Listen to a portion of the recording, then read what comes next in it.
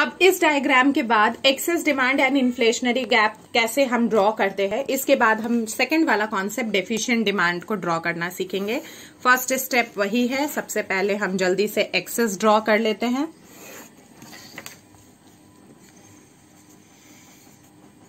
Labelling बहुत जरूरी है, बच्चे जनरली लेबलिंग नहीं करते हैं एग्जाम में और इसी पे उनका जो है वो नंबर कट जाता है।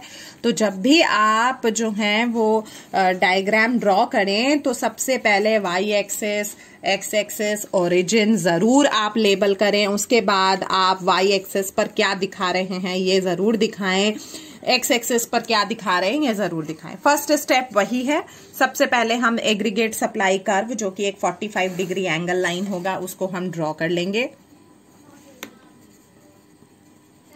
फिर हम एक एग्रीगेट डिमांड कर्व उसी की तरह जैसे हमने पहले वाले डायग्राम में ड्रॉ किया था, फर्स्ट स्टेप में हम एग्रीगेट डिमांड जो है वो हम ड्रॉ कर लेंगे। ये जिस पॉइंट पर काटेगा वो पॉइंट मेरा इक्विलिब्रियम होगा, वहां से एक वर्टिकल लाइन हम नीचे की ओर खींचेंगे एम। अब क्या है, डिफिशिएंट डिमांड के केस में क्या होता है, एग्रीगेट डिमांड जो एक्चुअल एग्रीगेट डिमांड है, अगेन मैं आपको बता दूं this is the aggregate demand which is required to maintain full employment in the economy. यानी इकोनॉमी के अंदर अगर फुल एम्प्लॉयमेंट इंश्योर करना चाहते हैं, अगर गवर्नमेंट इंश्योर करना चाहती है कि फुल एम्प्लॉयमेंट हो, इनवॉलेंट्री अनएम्प्लॉयमेंट ना हो, तो एग्रीगेट डिमांड का लेवल ये होना चाहिए। लेकिन मार्केट में आपको पता है कि अनसर्टेनिटी बनी रहती है, कभी एग्रीगेट डिमांड इस लेवल के बराबर होता है, कभी इससे ज्यादा होता है, जैसा कि आप इस केस में देख रहे हैं कि aggregate demand full employment level के लिए जो एग्रीगेट डिमांड चाहिए उससे ज्यादा है, तो इस केस में इन्फ्लेशनरी गैप या एक्सेस डिमांड क्रिएट हो जाता है। तो कई बार क्या होता है कि एग्रीगेट डिमांड जितना चाहिए इकोनॉमी के अंदर फुल एम्प्लॉयमेंट को मेंटेन करने के लिए उतना नहीं होता, एक्चुअल एग्रीगेट डिमांड उससे कम होता है।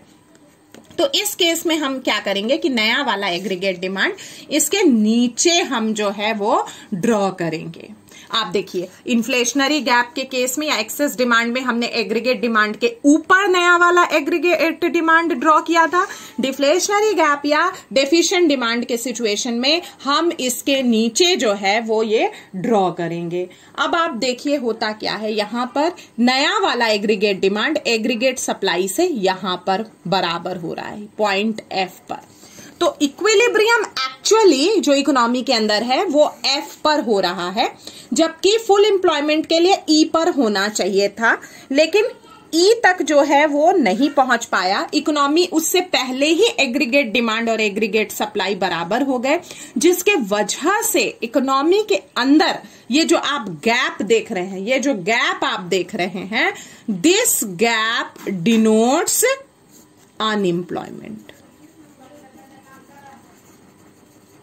क्योंकि फुल एम्प्लॉयमेंट तो यहां पर होगा लेकिन इकोनॉमी के अंदर एम्प्लॉयमेंट इतना ही है। इसका मतलब ये जो गैप है, दिस गैप शोज अनएम्प्लॉयमेंट। और यहां पर आप जो देख रहे हैं, the difference between aggregate demand required for full employment and actual aggregate demand, this gap, this GF gap is deficient demand,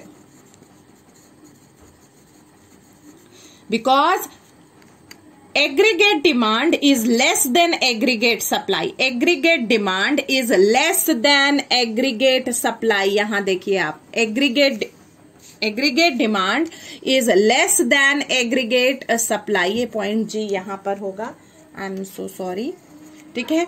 The aggregate demand is less than aggregate supply at full employment level of income, that is why this gap is known as a deflationary gap। तो आपको जो चीजें याद रखनी है, excess demand के situation में आप क्या करेंगे, एग्रीगेट डिमांड, नया वाला एग्रीगेट डिमांड या जिसे हम एक्चुअल एग्रीगेट डिमांड कह रहे हैं, वो आप एग्रीगेट डिमांड के ऊपर ड्रॉ करेंगे। इस केस में आप एग्रीगेट डिमांड के नीचे ड्रॉ करेंगे। ठीक है, थैंक यू।